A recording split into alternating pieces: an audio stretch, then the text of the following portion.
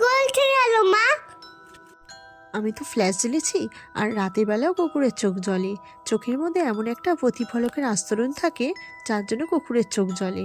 বাবু বড় হলে বই পড়বে, তুমি তো এখন অনেক ছোট। মা, কুকুরটা পাপ্পিগুলো নে কিছু দেখতে আছে। মা, আর বেবিগুলো কোথায় গেল মা? দাঁড়াও সোনা, দেখাচ্ছি বেবিগুলো কোথায়।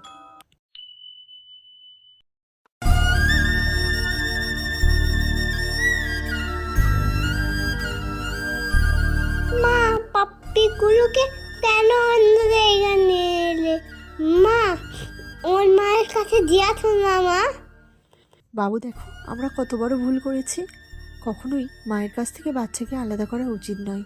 দেখেছো, কুকুরটা নিজেই সব কটা বাচ্চাকে নিয়ে চলে এসেছে। বন্ধুরা, তোমরা কিন্তু কখনো আমাদের মতো এই ভুলটা করো না।